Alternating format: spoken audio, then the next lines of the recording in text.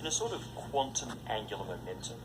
For example, an electron's spin causes them to align themselves with magnetic fields, just like a rotating electric charge would. The axis of spin can point in different directions, for example, up or down. The discovery of quantum spin starts with an Austrian physicist named Wolfgang Pauli.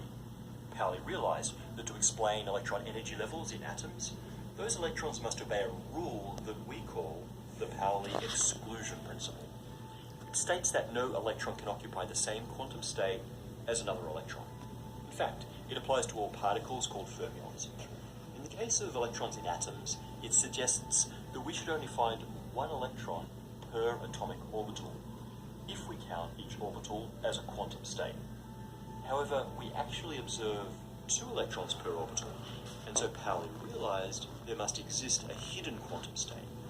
Pauli introduced what we call a new degree of freedom internal to electrons, one that could take on one of 2 values.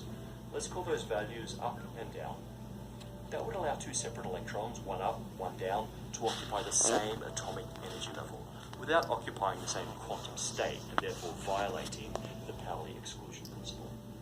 Other physicists soon figured out that this new quantum state represented spin, and the up and down degrees of freedom were the direction of pointing of the angular momentum axis.